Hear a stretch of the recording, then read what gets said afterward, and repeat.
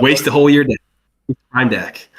Before we get into any of the last talking points we have, I just want to quickly go over the other games that occurred this week and kind of give my notes down, and we can kind of chime in. We'll quickly go through each of these, maybe like a minute and a half on each game. The Unk Bowl, Steelers Bengals.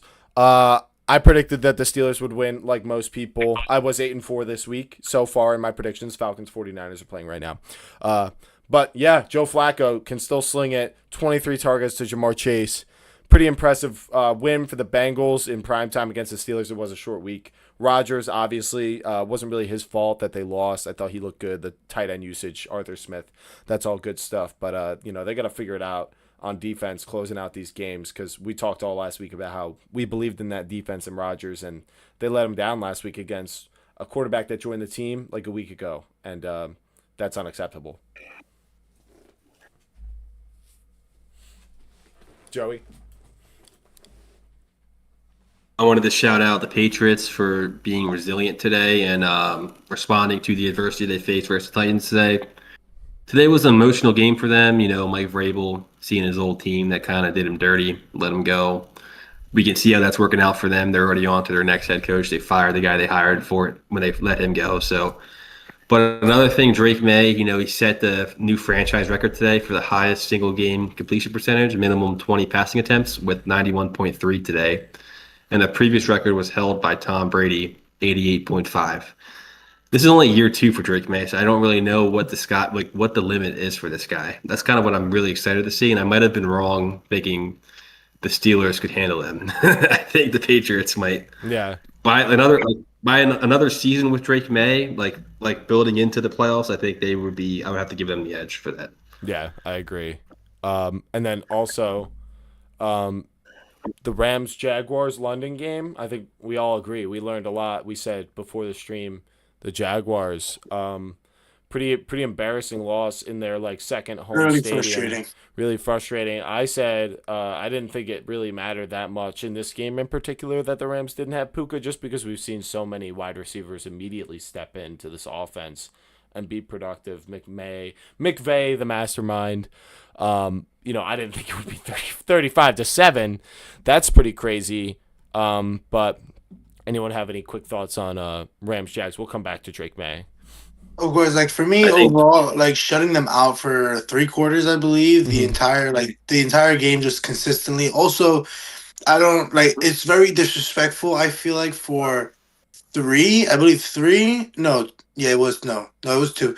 2 out of their 2 of the touchdowns they threw to Devontae were all just jump balls, 1-on-1 situations, and I'm not lying to you. It's it reminded me of elementary school ball when you played with the 6th grader and you were in 4th grade, and just because he hit puberty first, he could mulch you 24. That's basically what that game was for a good first half of that game. It was thoroughly frustrating overall, and it was just it's agitating because also the Jaguars had 9 points that they just let up because they wanted to just throw. It was 21-0 at the time. You get 3. You stop them again. You get another 3, you stop them. It's you're building little chunks of momentum to be able to get going. And that kicker Little that, missed a 50-yarder, but I believe in the preseason would have hit the record, right? It was a 70-yarder or something like that he bombed. So it's I don't know. Between that, and I also feel the texture of a soccer field is completely different than a football field out there in London, but they were just slipping. Yeah.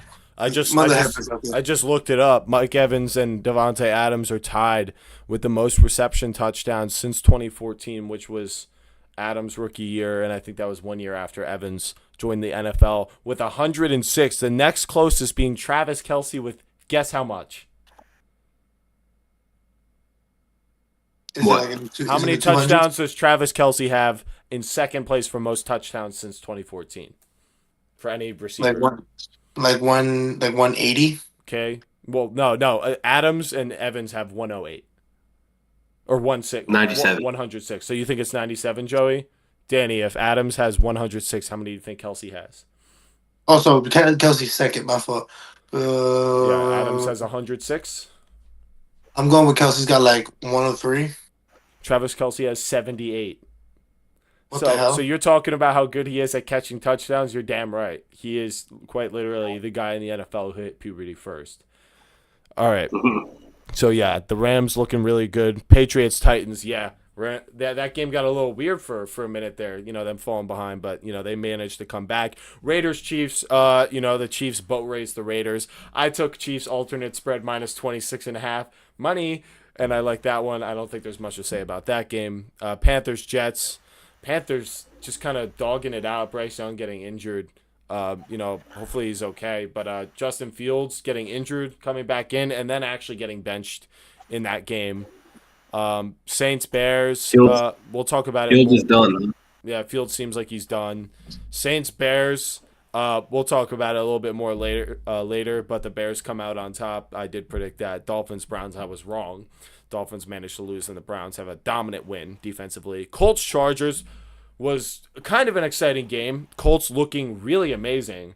With the way Trying to tell you guys, the run game is looking. I mean, Joey called it. He had what was it? They were number one team last week.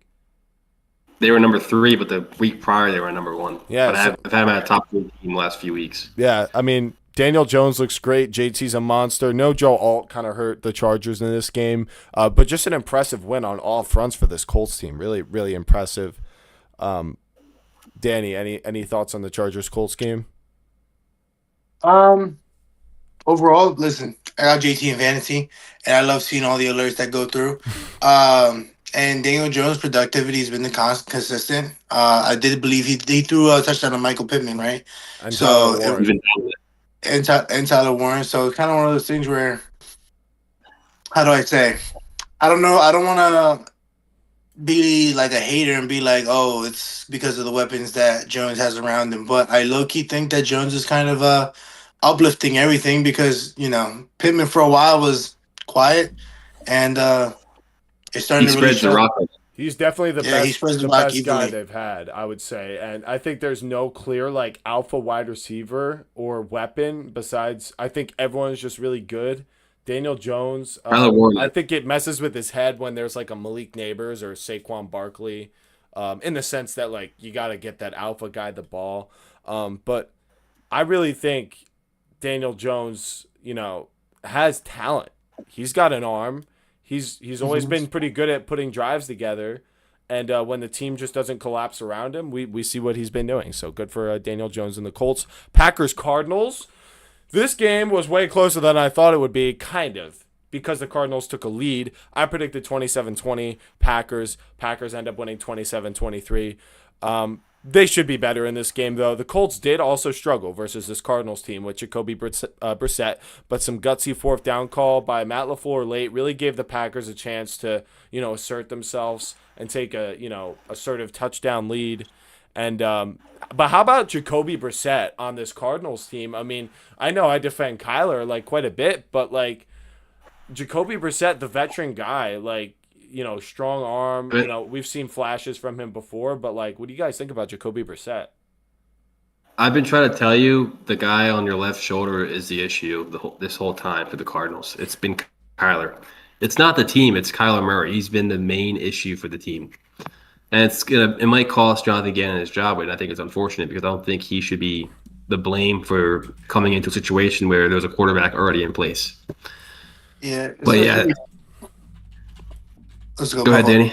But I say, yeah, especially for a defense who's been risen up so highly with all the names that it has on it, for the Packers to have such a close game, not even for the Cardinals to be so close to winning the game, kind of really defines and shows that it's the Cardinals are well put together offensively to be able to get stuff done. Defensively, of course, you're gonna need a little bit more time. I don't really hate on it because of the fact that the Cardinals got key players. Josh Sweat. Sorry, man, I miss that guy dearly. Buda Baker, Kaiser White, all those guys, all these guys that can play. They know what they need to get done and can get it done. And it's just who's at the forefront? Kyler. That's supposed to be your guy. but now you see the outcome that you have with Jacoby Brissett. So I wonder where the questions kind of come from now. Well, and this is what I'll say. Obviously, they're very different stylistically. This team did start off 2-0, beating the Saints and the Panthers. Not too crazy, games they should win.